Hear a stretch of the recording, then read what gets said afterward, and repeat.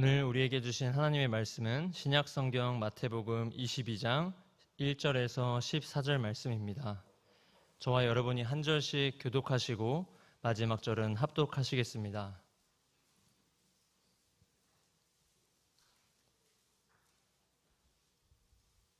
예수께서 다시 비유로 대답하여 이르시되 천국은 마치 자기 아들을 위하여 혼인잔치를 베푼 어떤 임금과 같으니 그 종들을 보내어 그 청한 사람들을 혼인잔치에 오라 하였더니 오기를 싫어하거늘 다시 다른 종들을 보내며 이르되 청한 사람들에게 이르기를 내가 오찬을 준비하되 나의 소와 살찐 짐승을 잡고 모든 것을 갖추었으니 혼인잔치에 오소서 하라 하였더니 그들이 돌아보지도 않고 한 사람은 자기 밭으로 한 사람은 자기 사업하러 가고 그 남은 자들은 종들을 잡아 모욕하고 죽이니 임금이 노하여 그 군대를 보내어 그 살인한 자들을 진멸하고 그 동네를 불사르고 이에 종들에게 이르되 혼인잔치는 준비되었으나 청한 사람들은 합당하지 아니하니 내거리 길에 가서 사람을 만나는 대로 혼인잔치에 청하여 오라 한대 종들이 길에 나가 악한 자나 선한 자나 만나는 대로 모두 데려오니 혼인잔치에 손님들이 가득한지라. 임금이 손님들을 보러 들어올새 거기서 예복을 입지 않은 한 사람을 보고 이르되 친구여 어찌하여 예복을 입지 않고 여기 들어왔느냐 하니 그가 아무 말도 못하거늘 임금이 사환들에게 말하되 그 손발을 묶어 바깥 어두운 데에 내던지라 거기서 슬피 울며 이를 갈게 되니라 하니라. 청함을 받은 자는 많되 택함을 입은 자는 적으니라. 아멘. 한 가지 광고 말씀 드리겠습니다. 이번 금요일 저녁은 어울림 금요 기도회로 드립니다. 외부 강사 홍성원 목사님을 초청하여 말씀을 듣습니다. 온 가족이 함께 모여 기쁨으로 예배 드리시길 바랍니다. 아멘. 잠시 기도하겠습니다. 살아계신 아버지 하나님, 어둡고 혼란스러운 환경 가운데서도 우리를 포기하지 않으시고 오늘도 은혜와 이만한 믿음 허락하셔서 이곳에 예배하게 하심을 감사합니다. 우리 아버지의 영원한 날, 이 세상의 소망, 그 빛나고 찬란한 영원한 나라를 우리에게 허락하심을 감사합니다. 우리를 홀로 두지 아니하시고 말씀으로 그 아들로 성령으로 찾아오셔서 만나주시고 또 살려주시고 치유하시고 온전케 하신 하나님의 은혜를 찬송합니다. 이 저녁에도 어려운 걸음으로 이곳에 와서 하나님 앞에 마음과 귀를 열고 하나님을 바라보는 귀한 심령들 가운데 아버지 하나님 은혜를 베풀어 주옵소서. 하나님 주의 말씀으로 우리를 또 우리의 생각을 또 우리의 말씀을 우리의 마음을 깨끗하게 하여 주옵소서. 하나님 주의 진리로 우리를 자유케 하여 주옵소서. 묶여있는 두려움에서 또 걱정과 근심과 불안한 어둠의 삶, 결핍과 또 채워지지 않는 그 갈망과 그런 갈망의 상처에서 하나님 우리를 자유케 하여 주옵소서. 우리를 놓지 않는 어둠과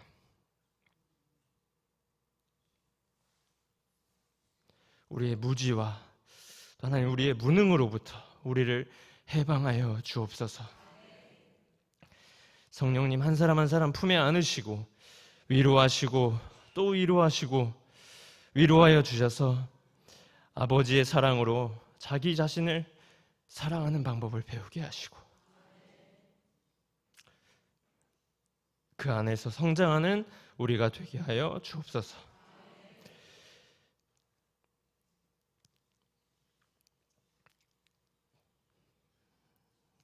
이 시간 주의 말씀을 전합니다. 오직 하나님의 뜻만이 나타나게 하시고 임재하셔서 공의와 진리가 우리 안에 살아나 거듭난 삶을 살아가게 하옵소서. 예수님의 이름으로 기도드립니다. 아멘. 하나님이여 주는 하늘 위에 높이 들리시며 주의 영광이 온 세계 위에 높아지기를 원하나이다. 아멘. 할렐루야. 사랑하는 성도 여러분, 이 자리에 벌써 제가 두 번째 서게 되는 것 같은데요. 제 얼굴을 잊지 않으셨는지 모르겠습니다. 네, 오며 가며 이렇게 알아봐 주시고 저에게 손잡아 주시고 정말 격려해 주셔서 정말 제가 사랑 가득한 교회에서 사역하고 있다. 정말 감사함을 이 자리를 빌어서 다시 한번 전하고 싶습니다. 감사드립니다. 또 저와 이렇게 함께 살면서 훈련하고 있는 형제단이라는 걸 좀 아시고 많은 분들이 형제단에 대해 되게 관심을 많이 가져주고 계시는데 어떤 분들은 이렇게 형제단에 대해서 이렇게 종종 물어보시기도 합니다. 그래서 참 감사한 마음이 있지만 한편으로는 좀 거룩한 부담감이 있습니다. 제가 사랑받은 만큼 잘 이렇게 형제들을 훈련하고 해야 할 텐데 좀 어떻게 좀 잘 지도하면서 가야 할지 많은 고민들이 있습니다. 이렇게 청년들이 어떻게 살고 있는지 좀 궁금해 하시는 분들도 있어서 어떻게 하고 어떤 훈련을 하고 있는지 한번 말씀을 드리고 싶습니다. 저희 형제들이 모인 이유는요, 로마서 12장 그 1절에서 2절 말씀처럼 이 세대를 본받지 말고 하나님이 기뻐하시는 거룩한 산 제물로 우리를 드리자, 그런 마음으로 기도하며 또 그렇게 살고자 하는 청년들이 모여 있습니다. 그래서 같이 살고 있는 형제들 중에는요, 과거에 PC방에서 밤을 새면서 게임하고 유튜브를 보면서 맨날 밤을 새며 이렇게 뜬 눈으로 밤을 지새우고 또 그저 그렇게 흘러가는 대로 살아가는 그런 형제들이었습니다. 그런데 아이러니하게도 이 형제들이요, 교회에서는 그렇게 누구보다도 열심히 예배드립니다. 겉으로 보기에는 신앙이 참 좋아 보이는 청년들입니다. 담임 목사님 말씀처럼 경건의 모양만 있고 삶의 내용은 믿지 않은 사람들과 다를 바 없는 정말 삶이 무너져 있는 하나님 앞에 그렇게 부끄러움이 많은 자들이었습니다. 그런데 그렇게 살던 형제들이 어느 날 자신의 삶이 하나님 앞에 너무 부끄럽다는 것을 깨닫고 지금은 캐나다에서 유학하고 있는 그 어떤 한 목사님의 집에 찾아가 살려달라고 이렇게 이야기를 했다고 합니다. 이 청년들의 간절한 이야기를 들은 목사님과 사모님은 이 두 형제를 거두어 함께 살게 되는 결정을 하게 됩니다. 이렇게 3명의 아이들과도 살기 비좁은 15평도 안 되는 공간입니다. 이렇게 덩치가 또 오죽 큽니까? 여기 새벽 기도에 보시면 아시겠지만 덩치가 산만하죠. 그 형제들이 같이 살게 된 거죠. 근데 이들은 그렇게 한 6개월 정도 같이 살면서 매일같이 목사님에게서 삶을 배웠습니다. 이때까지만 해도 참 좋은 간증 스토리 아니겠습니까? 근데 이 부담스러운 간증의 이야기를 그 바통을 제가 떠안게 됐습니다. 함께 살면서 훈련시켰던 목사님이 캐나다로 이제 유학을 가시게 되면서 저에게 형제단을 좀 맡아달라 이렇게 이야기를 하는 것이 아니겠습니까? 그래서 처음에는 제가 감당하기엔 너무 어려운 상황이라고 생각을 했습니다. 사실 누군지 잘 모르는 형제도 있었고 저도 이제 나이가 있으니까 결혼을 해야 되지 않겠습니까? 그리고 전도사 사역도 해야 되고 뭐 이만저만 해서 못하겠다 이런 생각이 참 많이 들었습니다. 근데 이 형제들이 다시 삶으로 돌아가서 이제 그 목사님이 떠나게 되시면 삶으로 돌아가서 또다시 PC방 가서 게임하고 유튜브로 뜬 눈으로 밤을 새우며 이렇게 무기력한 삶을 살 것을 생각하니까 착잡했습니다. 그래서 기도하는 마음 중에 제가 나서야겠다. 결정하기로 했습니다. 월세는 뭐 2번 내면 되고 배우자는 뭐 이 모든 것을 이해해주는 또 배우자를 보내주시지 않았겠습니까? 이렇게 생각하면서 이렇게 아니하실지라도 괜찮다 생각했습니다. 제 눈앞에 놓여있는 그 형제들, 살려야 되는 형제들밖에 안 보였었습니다. 그렇게 작년에 한 11월쯤 세워진 형제단은 지금 벌써 한 7개월 차를 접어들고 있는데요. 한 명은 직장을 잘 다니고 있는 청년교회에서 회장을 하고 있고 또 사성학교 담임선생님을 맡고 있고 성결대학원에서 신학을 하고 있는 청년, 또 신학대학부를 다니고 있는 청년이 있습니다. 이 형제들이 하는 훈련은요, 크게 3가지가 있습니다. 첫 번째로 경건훈련입니다. 매일 새벽을 깨워서 하나님 앞에 기도하고 큐티하고 저녁에 자기 전에 모여서 삶을 나누고 기도합니다. 사실 이 훈련이 가장 중요한 훈련입니다. 청년들이 잠이 얼마나 많습니까? 어떻게 하면 내가 한 번 더 잠을 더 잘까? 어떻게 하면 빨리 새벽 기도 끝나고 가서 잠잘까? 아직도 이런 고민을 하기도 합니다. 종종. 처음에는 단순히 깨우는 것에 그쳤다면 이제는 기도가 조금씩 깊어지고 있는 것을 보게 됩니다. 그래서 이제는 어떻게 하면 나의 욕심과 나의 욕망이 아닌 정말 하나님께서 기뻐하시는 삶을 살아갈까? 이렇게 고민하고 있는 청년들입니다. 둘째로는 시간 훈련입니다. 시간 훈련. 사진 한번 띄워주시겠습니까?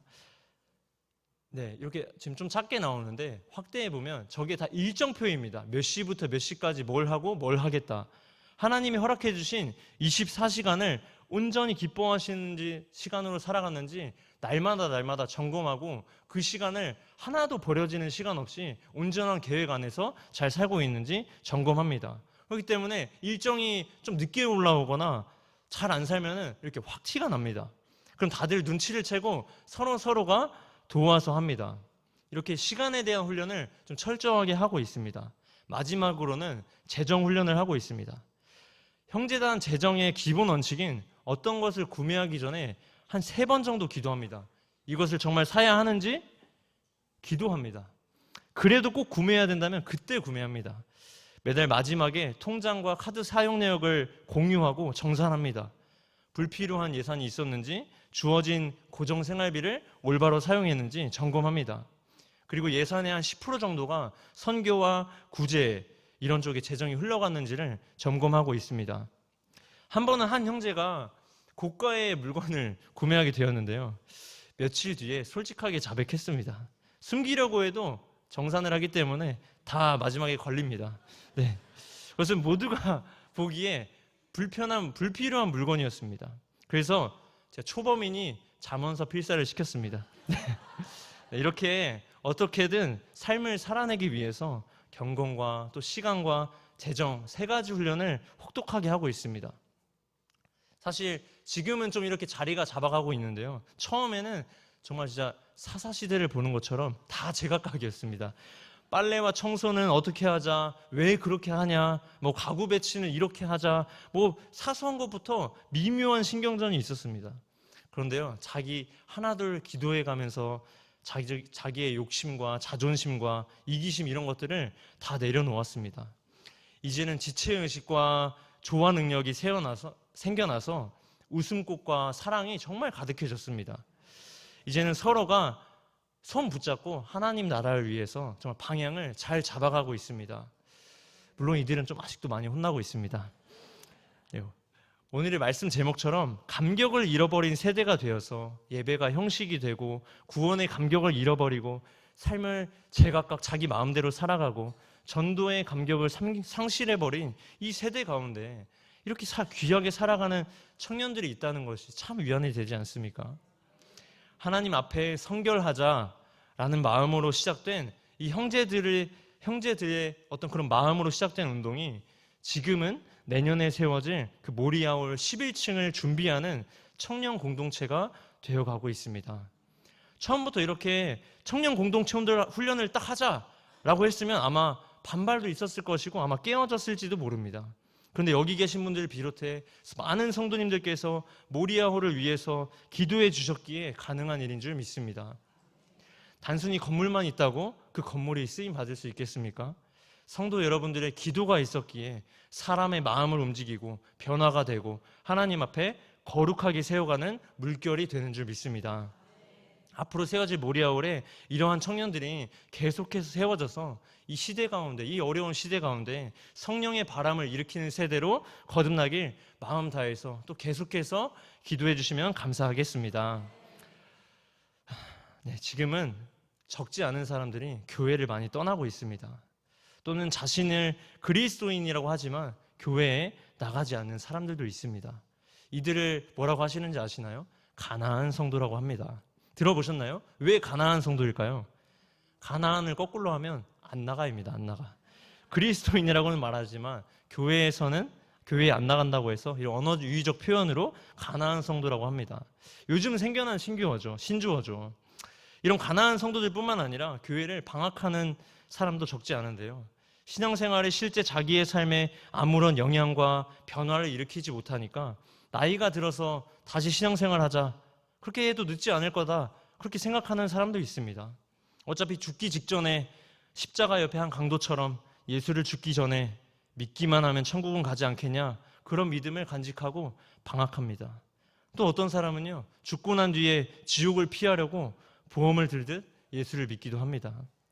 이런 사람들이 아니라고 할지라도 안타까운 것은요, 교회 나온 사람들 중 적지 않은 사람들이 그저 일요일에 한번, 주일에 한번 교회에 가서 예배 드리는 것 이외에는 하나님을 믿지 않는다라는 사람들과 별반 다를 것은 없어 보입니다.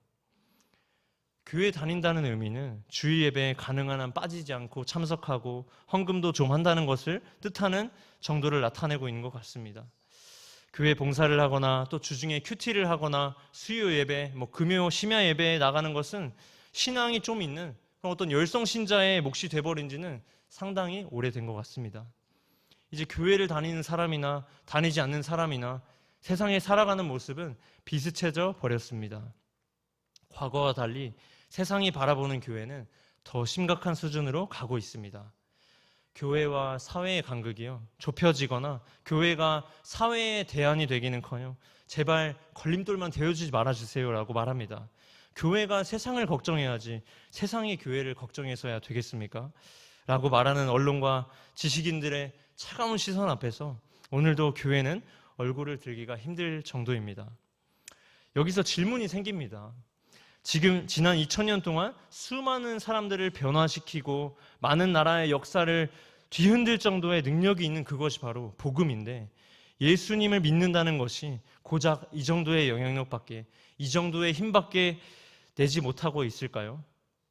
예수님의 가르침이 세월이 지나고 시대가 바뀌면서 영향력을 잃어버린 그런 구닥다리 복음이 된 것일까요? 어디서부터 잘못된 것일까요? 기독교의 핵심이라고 할 수 있는 예수님의 핵심적인 가르침이 무엇입니까? 이런 질문을 믿는 사람들에게 물으면 대부분 사랑이라고 대답합니다. 혹은 예배라고 대답하기도 합니다. 모두 다 틀린 말은 아니지만 예수님은 처음부터 끝까지 그리고 끊임없이 설명하고 선포하고 계신 것은요, 바로 하나님의 나라, 천국입니다. 하나님의 나라라고 생각하는 사람이 있어도 그 하나님의 나라에 대한 생각이 어떤 마음에 오는 평안함 정도나 죽어서 가는 천당과 같은 거의 이런 생각과 동일하게 생각하는 사람이 대다수일 수 있습니다. 여러분은 하나님의 나라 이 단어를 들으면 어떤 생각이 드십니까? 이 질문을 안고 한번 다른 관점에서 이야기해보고 싶습니다. 대한민국 이 단어를 들으면 어떤 생각이 드시나요? 어떤 떠오르는 감정이나 마음이 있으십니까? 이렇게 생각해보면 어떨까요? 1945년 어떤 날이죠? 8월 15일 광복되었던 그때를 떠올려 본다면 당시 사람들에게 대한민국이라는 단어는 어떤 의미였을까요?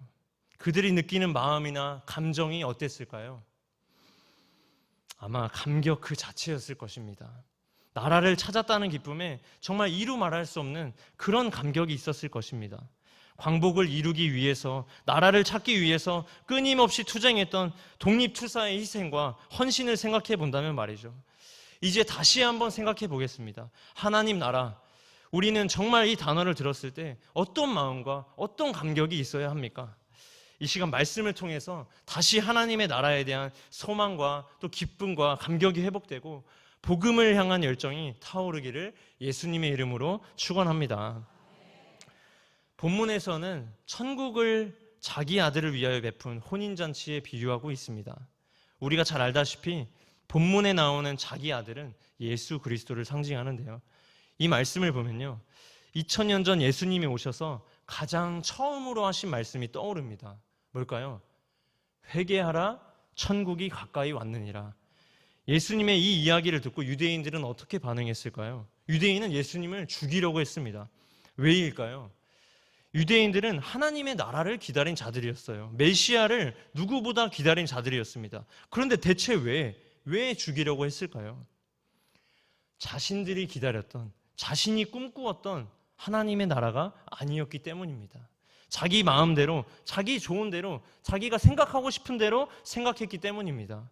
예수님의 말씀을 듣고 소수의 몇몇은 즉각적으로 반응했고 회개하고 삶을 돌이켰지만 대부분의 유대인은 무관심하고 무지하고 반항하고 현실을 바라보았습니다. 오늘 본문 말씀은 그것을 이야기하고 있습니다.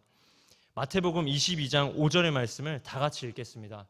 그들이 돌아보지도 않고 한 사람은 자기 밭으로 한 사람은 자기 사업하러 가고. 아멘. 왕은 잔치에 초대했지만 현실에 정신이 빼앗겨 영적 감각이 마비된 상태를 보여주고 있습니다. 이들은 하나님 나라보다 당장의 바쁜 일상과 생업과 어떤 자기의 이익에 더 큰 가치를 두었기에 이 영광스러운 초청이 눈에 들어오지 않았던 거예요. 다음 구절인 마태복음 22장 6절의 말씀입니다. 그 남은 자들을 종들을 잡아 모욕하고 죽이니, 심지어 이들은요 잡아 모욕하고 죽이기까지 합니다. 영적으로 교만하고 자기가 가진 신념과 이미 견고해져 버린 내 세계관을 방해받기 싫어하는 태도를 보입니다. 내 인생이 이미 세상 살아가는데 최적화가 되어 있기 때문에 더 이상 변화하고 싶지 않은 것입니다. 당시 유대 종교 지도자들처럼 복음을 적대시하는 그런 모습을 보게 됩니다. 하나님을 하나님으로 인정하지 못하는 태도, 그분의 말씀을 절대 권위로 여기지 않는 교만이 있습니다. 지금도 하나님의 말씀을요 그냥 단순히 권면 정도로 여기는 사람이 많습니다. 그래서 우리는 하나님 나라로의 초청을 왕의 명령으로 받지 않으면 순종이 아니라 선택이 되어버립니다. 왕은 잔치를 준비하고 초대했지만 사람들은 이를 기회로 여기지 않았습니다. 즉 은혜를 당연한 것으로 여기고 실제로는 원하지 않았던 것입니다. 자신에게 도움이 되는 것만 선택적으로 듣고 싶은 말만 선택해서 듣습니다. 예수님의 십자가 부활, 천국의 복음을 듣고도 기뻐하지 않는 이유는요, 내가 구원받아야 할 사람이라는 자각이 없기 때문입니다. 구원의 은혜가 내게 간절하지 않다면 우리는 그 잔치에 별로 관심이 가지 않습니다. 사람들은 천국 잔치보다 자신의 일상이 더 중요하고 왕의 초청보다 자신의 판단이 우선이었습니다. 이것을 본질적으로 왕이신 하나님을 거부하고 자기 자신이 왕이 되려는 마음입니다. 우리는 우리 인생의 주인을 예수님이 아닌 나를 두려고 합니다.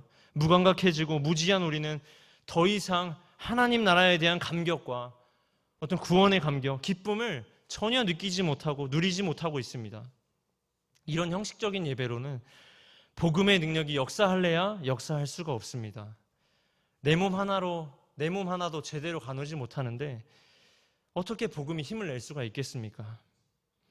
예수님의 생애를 담고 있는 복음서 전체를 통틀어 보아도요, 예수님이 부활하시고 제자들에게 어떤 새로운 내용을 가르치지 않으셨습니다. 예수님이 왜 그러셨을까요? 새로운 가르침이 없으셔서였을까요? 우리는 더 이상 새로운 가르침이 필요 없는 시대를 살아가고 있습니다. 예수님은 이미 모든 진리를 말씀하셨고 부활을 통해 그 진리를 완성하셨습니다. 문제는 우리가 그 진리를 기억하지 않는다는 것에 있습니다. 그리고 그 진리 앞에서 여전히 내가 내 삶의 주인이 되려고 한다는 것입니다. 그 결과 우리는 하나님 나라의 감격을 잃어버리고 예배는 형식이 되고 기도는 의무가 돼버리고 복음은 더 이상 기쁨이 아니라 익숙한 소리가 되어버렸습니다. 그래서 우리는 뭘 합니까? 회개합니다. 내 죄를 고백하면 그분은 언제든지 내 죄를 씻어주신다면서 말이죠. 물론 예수님이 십자가에서 내 죄를 용서하셨다. 이것만으로도 엄청난 일입니다. 이것 하나만 알아도 너무 감사한 일입니다. 그런데 이런 경우는요, 그 은혜를 다시 확인하려면요, 죄를 짓고 용서받는 길밖에 없는 것입니다. 그래서 우리는 이렇게 합니다. 죄사함 받고 기뻐 찬양하고 나가서 죄 짓고 돌아와서 다시 또 죄 용서받고 기뻐 찬양하고 다시 죄 짓고 또 기뻐 찬양하며 이런 삶을 반복합니다. 내가 알고 있는 복음이 십자가에서 죄사하신 그거밖에 없는 거예요. 이것도 물론 엄청난 것입니다. 정말 세상 속에서 그리스도인답게 살 자신이 있는지, 그 능력을 경험하고 있는지, 그리스도를 믿고 그리스도인답게 그렇게 살려면 그리스도가 나에게 어떤 능력인지 깨달아지는 감격이 있어야 됩니다. 이 감격을 모르면 그분이 나에게 능력이 되는 경우는요, 죄짓고 죄사함 받고 그 능력밖에 없는 것입니다. 나는 이 정도는 아니겠지 생각할 수 있습니다. 어찌됐든 초청된 자리에 반응하면서 나와서 자리를 차지하고 있을 수 있습니다. 그러나 예수님은요, 이렇게 말씀하십니다. 마태복음 22장 13절의 말씀을 다 같이 합독하시겠습니다. 임금이 그에게 서원들에게 말하되 그 손발을 묶어 바깥 어두운 데에 내던지라. 거기서 슬피 울며 이를 갈게 되리라 하니라. 아멘. 예복을 입지 않은 자, 겉으로는 잔치에 참여했지만 속사람은 준비되어지 않았던 자의 운명은 무서운 심판이었습니다. 보복의 날은요, 반드시 옵니다. 예수님께서 이사야의 말씀을 인용하시며 회당에서 두루마리에 적힌 말씀을 읽으실 때 선포된 말씀입니다. 누가복음 4장 19절 말씀입니다. 주의 은혜의 해를 선포하게 하려 하심이라. 그런데 원래 이사야 본문 이사야서 61장 2절의 말씀은 이렇게 이어집니다. 주의 은혜의 해와 우리 하나님의 보복의 날을 선포하며 라고 말하고 있습니다. 누가복음 4장 19절의 말씀과 이사야 61장 2절의 말씀이 무엇이 다를까요? 예수님은 보복의 날을 선포하지 않으셨습니다. 이사야 선지자가 말한 그날, 즉 보복의 날이 아직 오지 않았고 성취될 것이기 때문입니다. 보복의 날은 반드시 옵니다. 그렇다면 지금은 어떤 때인가요? 은혜의 해입니다. 우리는 이미 은혜의 해를 살아가고 있는 거예요. 그러나 은혜의 해가 지나고 이제 예수 재림의 때, 보복의 날이 임했을 때 그 날은 예복 없이 잔치 자리에 앉아있다고 안심한 자들에게는 무서운 심판이 될 것입니다. 전도서의 지혜자는 이렇게 말합니다. 전도서 7장 4절의 말씀입니다. 지혜자의 마음은 초상집에 있으되 우매한 자의 마음은 혼인집에 있느니라. 지혜자는 언제나 끝을 바라보면서 지금의 현실이 아닌 다가올 하나님 나라의 도래를 의식하며 살아가는 자들입니다. 말씀을 마무리하겠습니다. 오늘 본문의 마지막 절은 이렇게 말합니다. 청함을 받은 자는 많되 택함을 입은 자는 적으니라. 이 말씀은 왕의 혼인잔치 비유의 결론으로 예수님이 직접 하신 말씀입니다. 왕의 초청은 누구에게나 열려 있다고 말합니다. 실제로도 많은 자들이 잔치 자리에 초대되었습니다. 하지만 모두가 그 잔치에 합당한 자들이었을까요? 잔치에 왔지만 예복을 입지 않은 자, 그는 결국 내쫓김을 당합니다. 이 말은 단순히 초청을 받고 교회에 다닌다는 이유로 어떤 이런 외적인 조건만으로는 하나님 나라에 참여한다는 것이 아님을 분명히 이야기하고 있습니다. 초청을 받는 것과 택함을 입는 것은 다릅니다. 초청은 모든 사람에게 주어져 있습니다. 그러나 그 초청에 반응하여서 예복을 입고 준비된 자로 서는 것, 바로 그것이 택함을 입은 자의 모습이라는 것입니다. 그러면 우리는 이 어려운 시대 속에서 예수님의 초청 앞에 깨어 있어야 하며 하나님 나라를 허락하신 그 감격, 그 구원의 기쁨이 다시 우리 안에 살아나야 합니다. 에베소서 2장 10절의 말씀입니다. 우리는 그가 만드신 바라 그리스도 예수 안에서 선한 일을 위하여 지으심을 받은 자니 이 일은 하나님이 전에 예비하사 우리로 그 가운데서 행하게 하려 하심이니라.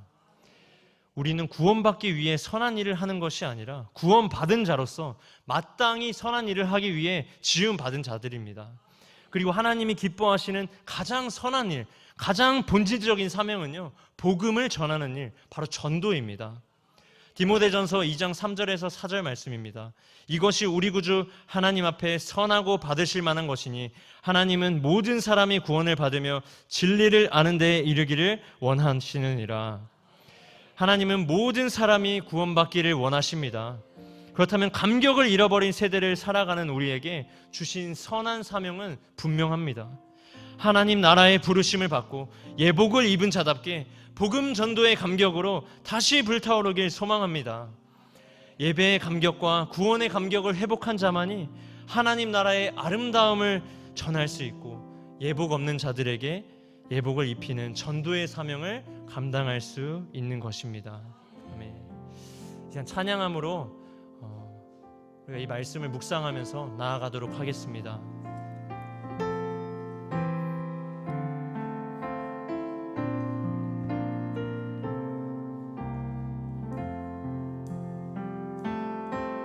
세상 사랑하사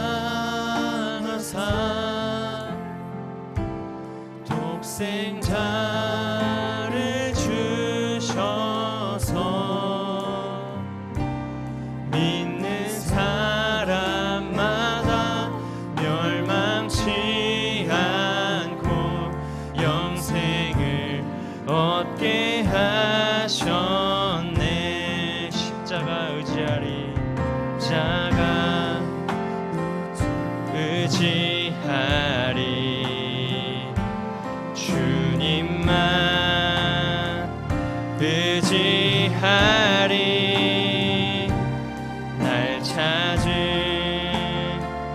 그의 사랑 날 구한 그의 사랑 주님을 기다리네 기다리네 주 말씀 기다리네 주 은혜로 구원된 나 은혜로 자유하네 세상 사랑하사 세상 사랑하사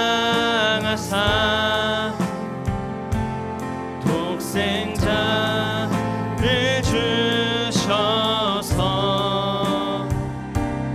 믿는 사람마다 멸망치 않고 영생을 얻게 하셨네 주의 보혈로 나는 자유해 주 이름 영광 위하여 오직 주님께 모두 드리리 그리스도 예수 세상 사랑하사 세상 사랑하사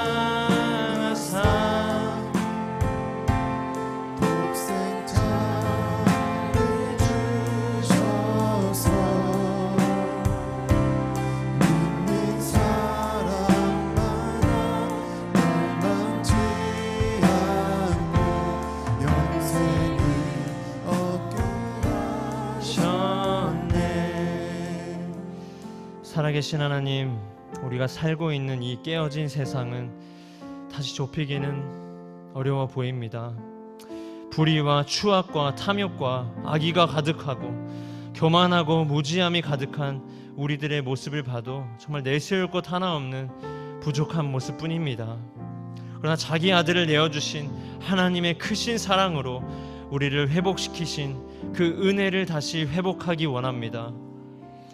하나님과 우리 사이에 다리를 놓아주신 예수님의 십자가 사랑과 복음을 들고 이 깨어진 세상에 벌어진 틈으로 거침없이 들어가서 복음을 선포하길 원합니다.